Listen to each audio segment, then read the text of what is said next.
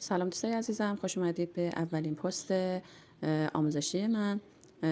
دوست داشتم که هرچی بلدم رو بهتون به شما هم یاد بدم و خوشحال میشم که از این آموزش ها بتونید بهره ببرید و خودتون رو بالا بکشید. دوستان، همینطور که میبینید کارت های تاروت رو ما داریم. من اینها رو براتون دسته بندی کردم. البته اینا چیزهای ابتدایی است که همه بلدن، ولی خب در کل من خواستم یه آشنایی داشته باشین و همین اول بگم من چون تو کمپ هستم و شرایطم برای گرفتن ویدیو زیاد مساعد نیست، مجبورم با دست نگه دارم دوربینو. پس زیاد اگه حرکت کرد یا تغییر جهت داد دیگه خودتون به خوبی خودتون ببخشید. دوستان، قصد و نیت ما آموزش دادن این کارت هاست. من هر هفته سعی میکنم یک تا دو تا کارت رو براتون تفسیر کنم تا شما هم بتونید تو این وهله زمانی که سیاراتم انرژیشون انرژی حرکته، بتونید حرکت کنید و به درآمدی برسید یا بتونید برای خودتون یا دیگران اطرافیان نزدیکتون فال یا انرژی خانی تاروت داشته باشید. همینطور که میبینید دوستان، کارت های تاروت به اشکال مختلفی هستن. حالا کارت های جادوگر هست، کارت های شکل های مختلفی داره کارت های دسته‌بندی تاروت.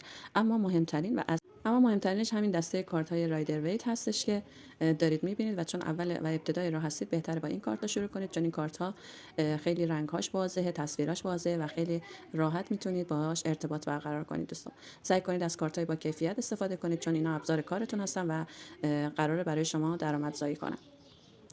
خب دوستان، همه میدونید که تعداد کارتا چند تاست و چه دسته هایی ما داریم دیگه. اینا چیزای ابتداییه که همه بلدید و همه میتونید تو کانال های مختلف یا دیدید یا شنیدید یا اینکه بالاخره تجربهشو دارید.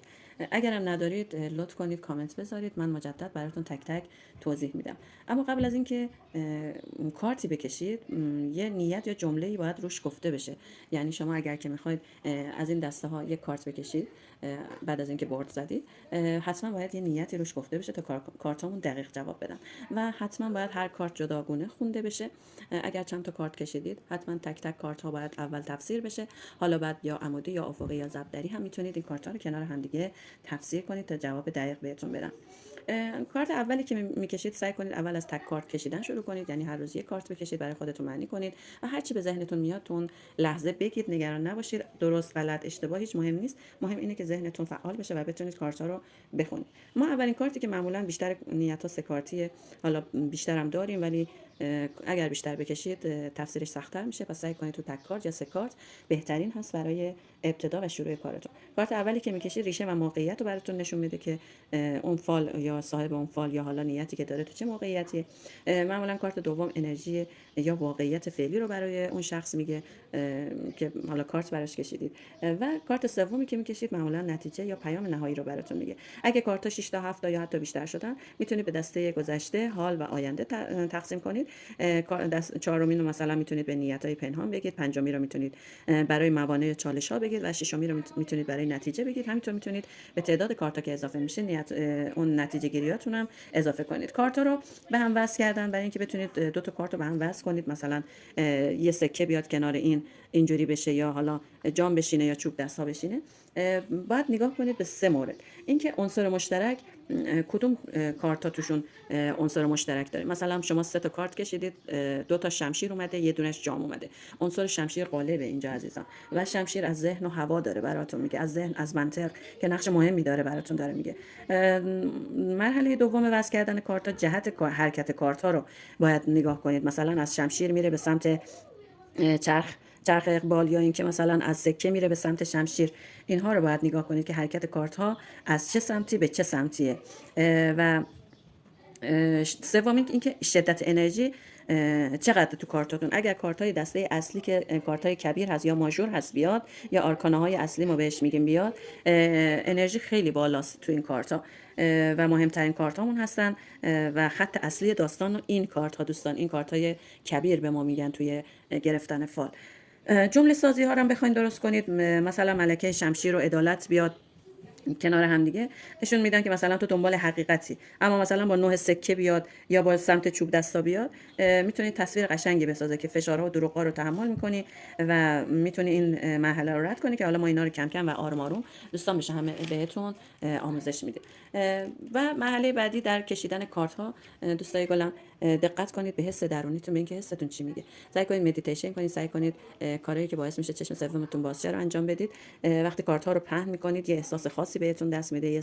شاید بدنتون سرد شه، شاید گرم بشه، شاید لبخند رو لبتون بشینه، شاید قلبتون فشرده بشه، یا شاید وقتی نگاه به کارت میکنید یه احساس آرامش اولیه بهتون دست بده که این حسا اولین نشونه پیام تاروته که میتونید همیشه بهش اعتماد کنید. تو فالهای کلی هم دوستان میخواید تصویر جامعی از زندگی، احساسات، مسیر روحی، کار، عشق، آینده، حتی کارمای خودت رو بگیری، حتما باید اینجوری نیت کنی. مثلا میخوام بدونم الان کجای مسیر زندگیم هستم و چه انرژی هایی روی من اثر دارن و آیندهم به کدوم سمت میره. این نیت به کارت ها جهت میده تا خودشون رو در حوزه های مختلف نشون بدن و وقتی کارت ها زیاد نباشن میتونید راحت تر تفسیر کنید و پشت سر هم اگه بخواید خونده بشن باید اونها رو به بخشای که خدمتتون قبلا گفتم تقسیم کنید که بهتون اون چیزها رو بده. مثلا تو بخش انرژی کلی و درس روحی 2 تا 3 تا کارت رو تفسیر کنید. تو گذشته حال 6 تا 4 تا 5 تا هر چقدر میخواین رو میتونید تفسیر کنید. تو عشق و روابط 4 تا مثلا کارت رو که احساس و نیت طرف مقابل و مانع و نتیجه رو میتونید بگید. تو عشق و روابط همینطور، توی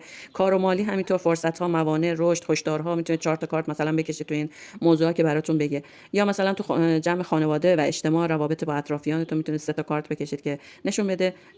یا مثلا تو سلامت جسم، ذهن میتونه تعادل باشه، انرژی باشه، هشدارایی که برای جسم و ذهنت داره میده. کارت ها رو نگاه کنی و در انتهای کلی فال میتونید برای نتیجه یک کارت بکشید که پیام نهایی یا کارت راهنما ما بهش میگیم که میتونه براتون خوب باشه. پس باید ریتم انرژی هر بخش رو ببینی. اول کارت های اصلی یا آرکانامون مهم هستن. این کارت ها استخوان‌بندی فاله. این کارت ها مسیر رو، کارما، سرنوشت رو براتون نشون میده، مثل کارت چرخ اقبال، مثل کارت عشاق، مثل امپراتور زن و الی آخر که تغییرات بزرگ روحی و رهایی از وابستگی‌ها رو براتون میگه. و کارت های مینور که جزئیات مسیر رو براتون نشون میده، دسته شمشیرها، سکه ها، جام ها و چوب دست ها که جزئیات مسیر رو براتون نشون میده.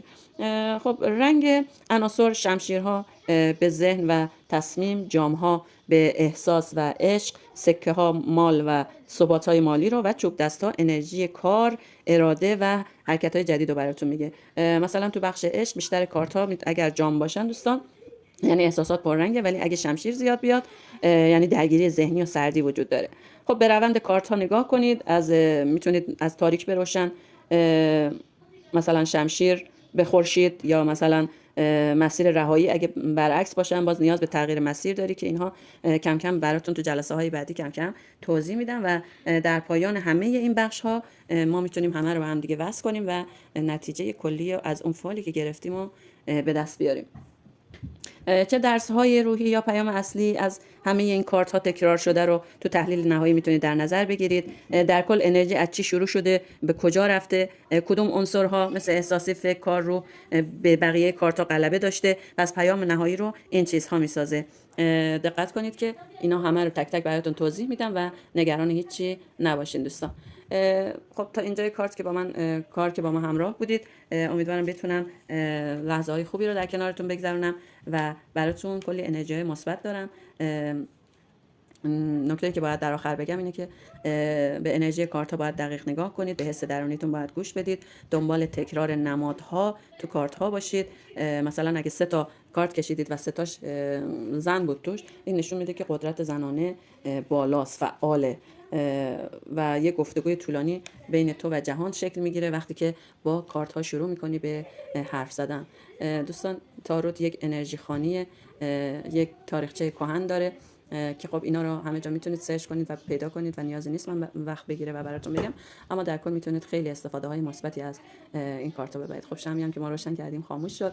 من این شمع به نیت رفع موانع و گشایش کارها روشن کرده بودم و خدا رو شکر خاموش شد و امیدوارم که حاجت‌ها و خواسته های شما و گره های مالی و کاریتون هم به زودی باز بشه و بهترین ها براتون اتفاق بیفته. لطف کنید کانال رو شیر کنید، سابسکرایب کنید و برای دوستاتون بفرستین، فالو کنید و کامنت بذارین که دوست دارین از کدوم دسته از سوت ها من شروع کنم. خودم بیشتر دوست دارم از سوت شمشیرها شروع کنم چون ذهن و درگیری های ذهنی رو نشون میده و این روزا همگی درگیر این ذهن هستیم و کم کم تک تک براتون توضیح میدم. اگر برام کامنت بذارید میتونید که منو یاری کنید توی خوندن این فال و کارت ها و من هر چقدر تعداد کامنتاتون بیشتر بشه میتونم براتون آموزش‌های بیشتری بذارم.